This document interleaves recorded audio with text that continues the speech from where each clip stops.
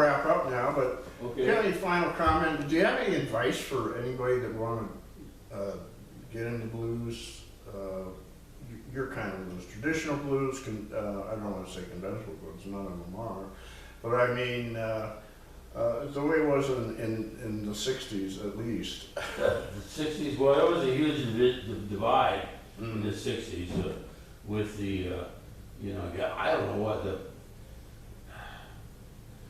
British invasion or what, but the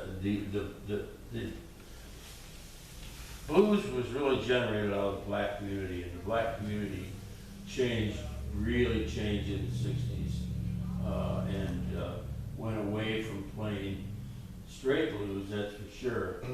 And the white blues that replaced it was a very poor replacement, although it did, But it at least led to other people learning about the traditional blues, Delta blues, rural blues. it did do that, I'll admit that, but at the same time, what came out was the guitar blues. And the guitar-based blues was not, the blues I grew up on was the big band blues, and also the blues that was all generated out of the piano. And the piano dates way back in the old logging camps and all that kind of stuff. But the piano blues is a different form, and I think you got to really dig back a ways and listen to the old stuff. Listen to a lot of stuff from the 1920s and the 30s, 1940s. The guitar-based blues is really, I don't know, you know, you could look. I can talk for a long time about my feelings about that. Well, I got a feeling where you're going, so let's have equality among all those instruments, I guess. Well, there's a different thing. There's a cultural difference that's very important. And Because of portability? no, No? it, there is the country blues and the city blues, and the city blues tended to be populated by people who maybe studied music, had played horns and things like that, as opposed to the old people living in a sod hut out in the sticks somewhere. They might have made their own guitar out of a cigar box. Yeah, like Robert Johnson type of thing. Yeah. And they didn't have the horns so much, but So the piano was more collective or less collective than the guitar in terms of attracting musicians? Would you well, say? the piano, well, this is all before amplification. Got to remember that. Okay. And I'll tell you, it took a lot to get a cigar box guitar to amplify enough to entertain a bunch of people at a logging camp or something like that. Pianos were a much better instrument to use. Even though they're less portable, but Well, but the people came to the logging camp, and that brings up the things that piano players tend to be more associated with a given spot yes, than the guitar yes, players yeah. who are more migrant. I can see that. Yeah, sure. And not only migrant in terms of carrying the instrument, but that they were part of a class that tended to migrate more. Class of people because of their occupation, what they did, and the city people kind of stayed put and are associated with one city or another. And true of harmonica too, which you're an excellent player. So harmonicas were so portable. Easily traveled. Yeah, you could. So that's one. So those things are all come into play as to who got around, and the guitars, and then the amplification. With the piano, you didn't need the amplifier. I mean, I can't. If you had a guitar player sitting right here, acoustic guitar player, they wouldn't be able to compete volume-wise with the piano. Yeah. And so that's once that guitar player got an amplifier. It was revenge time. Revenge time, and they could play a big hall with a lot of people with only drums, electric bass, and guitar, and that's what we got in the mid-60s. And it was more visually stimulating too, because you have a guy standing up and, you know, Well, it depends who you have on the stage. If you're playing a big crowd. well, Jerry Lee Lewis, I guess, would be somewhat of an attraction, right? Yeah, or you had somebody, Little Richard, Oh, yeah. with his dancing girls on the stage. Yeah, my dad, Ray Charles too, from the Lewis, Yeah. yeah. Oh, okay. So, Yeah, I got that. and then they had a lot of horns too. I mean, you know. Yeah. Jerry Lee didn't ever travel with horns that I know of, but maybe, you know, whatever. Yeah, he put on the show all by himself. Yeah. He exploded. I heard him down here in '62. Is that right? Wow. Okay. Big influence, you think? No, not really, hardly at all. But Little Richard? Yes? No? I mean, you know, eventually when all those guys did to some degree, I mean, I was playing boogie woogies already by that time and doing similar. I'm not, you know, wasn't up to their speed, but they, you know, I was kind of doing similar things, just a younger version, you know, doing that stuff. Yeah.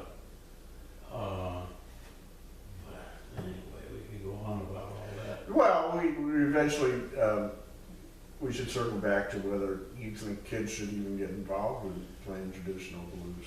It's strictly a matter of how much they want to do it, and just do it because you like doing it, and whether it's a piano or a guitar or goddamn oboe, I don't care.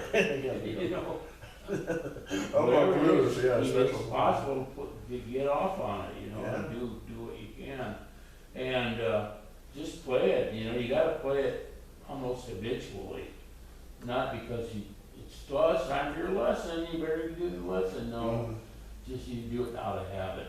And love. Yeah. Yeah, sure. I think that's true of all the arts. And as to what to do with it once you get going, I don't know. It's just something you do. I've got a granddaughter, that's the way she is. She just does it out of habit. Mm-hmm. Just every time she walks by the piano, she'll sit down. Oh, I didn't realize that. That's fabulous. The one that just had a birthday? No. No, not that one. But anyway, the Yeah. younger sister, but Yeah. she just is always doing something on it. And she's pretty intuitive. I wouldn't be surprised to see her do something with it. Oh, that's great. It must make you feel proud, I guess. You must have been an influence yourself. Well, maybe I sit down every once in a while and say, you ever tried this, or Yeah, you ever tried that, or... yeah. You're like a hip Von Trapp family, I think, in a lot of ways. I don't sit down and try to discipline at all. I mean, you know, I have to be real careful about all that, you know. You don't want to be too much of an influence? You think that's oppressive?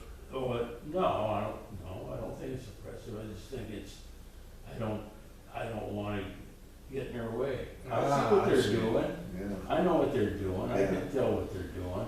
And I'm just saying, They've got the spark. try this. Gotcha, yeah. Cool, yeah. So listen, we're gonna wrap this up and hopefully we'll have more interviews or conversations. I Sure. think it's more conversational, if you consent to that sometime. You're a Fine with veritable me. encyclopedia, so, you know, it's been wonderful. So, Pat Hazell, what more should we say? Burlington, Iowa, we can talk about more history of yours and playing, I think, maybe in the 70s next time. I'd be interested in your impressions of Paul Butterfield when he played up here. Yeah, I didn't, I saw Butterfield in, where the hell did I see him? Iowa City, probably. No. I think maybe it was Grinnell or someplace like that, Newton, Iowa, or something. Newton, Iowa. Weird. Oh, that's amazing. But somewhere different, and, but Butterfield, yeah, I did see him, and he was an influence. I mean, we did a couple of Butterfield songs back in the That's right, 60s. yeah. And another one was the the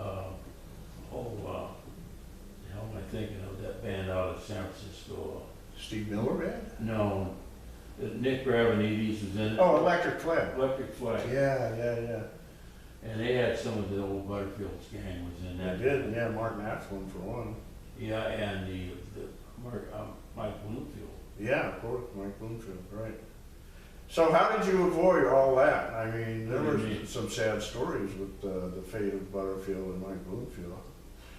Were you lucky or was, Well, that had a lot to do with drugs, yeah, and alcohol, yeah. yeah. And I was never a big one for drinking a lot of alcohol. I was never had that problem. Well, that's great, you know. Never- You're here and never. they're not. Well, I just didn't interest me that much.